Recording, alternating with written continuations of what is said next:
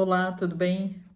Seguimos aqui, trabalhando a leitura do livro Brasil, uma trilha para o paraíso, do Marco Pogatinic. Eu estou na página 14. E aqui, começando o capítulo 3, ele fala da linguagem viva dos arquétipos. Então, começa a entrar em um novo assunto que vai dar base para a gente entender ainda, que o que ele vem falando até agora está ligado a isso, a entender a questão de qual é o desenho, o cosmograma que ele coloca naquelas pedras de acupuntura, por que ele fez isso, que estão no sul de Minas, essas pedras que o Marco fez, porque esse livro inteiro está contando daquele projeto. Então aqui ele está na introdução ainda, para que a gente possa entender esse aspecto. Então aqui, quando ele fala dos arquétipos, se a gente for pensar que toda a questão da humanidade está relacionada com arquétipos da humanidade. Então, se a gente olha o tarô, tem os arquétipos do tarô, que são padrões que de alguma forma influenciam a nós, são padrões de agir que nós temos. Se a gente olhar para os florais de Minas principalmente, o uso de cada floral foi baseado no arquétipo da planta, né? O que aquela planta está mostrando, como é que ela age, como é que ela demonstra a vida dela, a ação dela e o que essa demonstração impacta na nossa vida.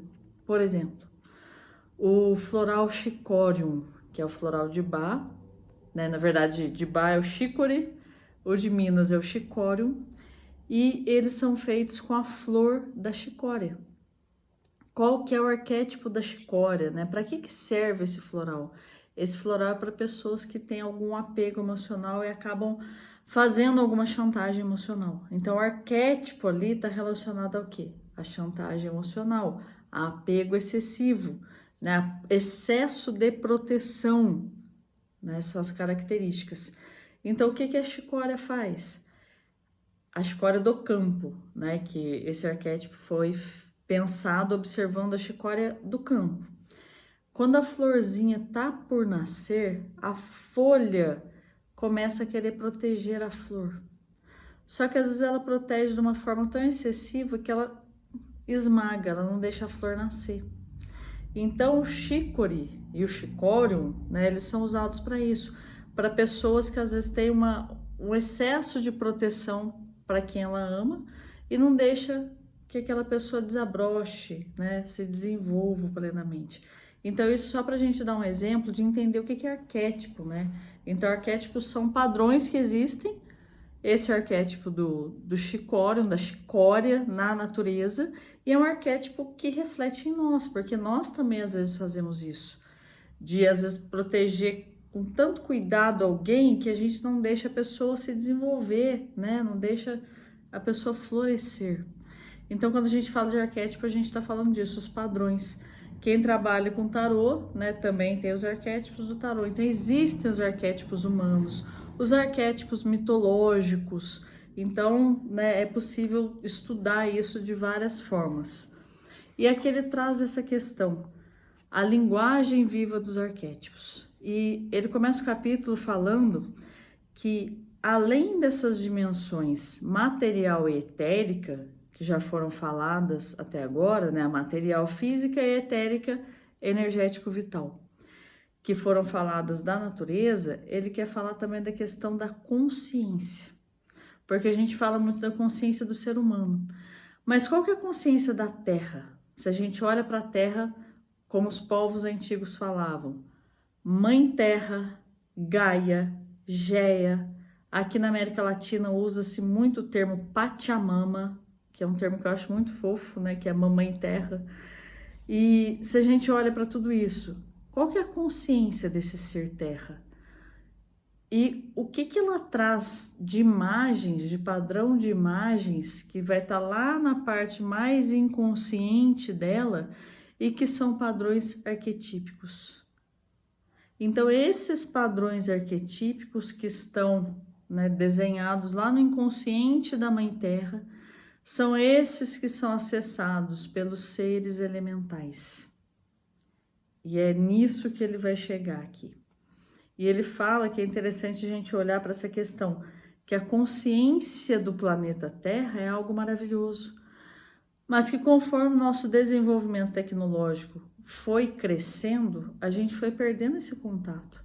Então, os povos antigos tinham tradições de gratidão à terra, cerimônias de colheita, né? Porque acreditava-se muito que uma terra que dava uma boa colheita é porque ela tinha recebido donativos, tinha recebido presentes das pessoas. Então, as cerimônias era para a gente fazer doações para a Mãe Terra. Tem algumas culturas que ainda guardam isso. Aqui na América Latina mesmo, por exemplo, se você vai com um xamã visitar templos no Peru, eles fazem uma cerimônia antes de você entrar naquele templo, porque eles acreditam que eles precisam pedir permissão para os seres de energia, para os seres guardiões, protetores que estão ali, para que a gente possa ingressar naquele templo. A mesma coisa, né? Equador, Peru também, nas épocas que a gente tem dos solstícios, dos equinócios, eles fazem cerimônias de gratidão à Mãe Terra, colocando ali grãos que foram colhidos, agradecendo, acendendo uma fogueira, colocando perfumes em cima da terra. Então existem várias tradições que ainda trazem isso. E que a gente, né, nós mais ligados assim, à tecnologia, a gente perdeu, foi esquecendo. Algumas religiões também foram dizendo que isso era errado. Então foi se cortando isso. Então a história toda é a gente entender que isso não é conto de fadas, não são contos antigos, né? Não é folclore, mas é algo real. Que existe essa consciência da Terra e existe essa necessidade da gente entender essa consciência. E que a partir do contato e até do entendimento disso, a gente consegue viver uma vida melhor, uma vida mais harmoniosa com a Terra e com todos os seres. Então aqui ele fala uma coisa bem bonita, ó. A consciência da Mãe Terra é, em princípio, composta por várias camadas. A mais profunda é a camada das imagens primordiais, ou arquétipos, em que estão armazenadas as matrizes de acordo com as quais toda a vida no planeta é conduzida e mantida no curso que lhe é próprio. Essa camada pode ser comparada com o inconsciente do ser humano. Então, ó, matrizes de acordo com as quais toda a vida, inclusive a humana, é conduzida e mantida. Então, qual que é a matriz de uma roseira? Qual que é a matriz de um pé de manga? Então, são os arquétipos. E a partir desses arquétipos, dessas matrizes, desses desenhos primordiais, que os seres elementais agem para ajudar na condução do crescimento das plantas, por exemplo. Certo? Então, vou ficando por aqui, né? O vídeo já está um pouquinho longo e no próximo a gente continua falando um pouquinho mais dessa questão, porque é a partir disso que a gente entende um pouco melhor a questão dos símbolos, dos desenhos, dessas informações, das imagens, informações imagéticas ligadas às imagens. Gratidão pelo seu tempo e por sua atenção.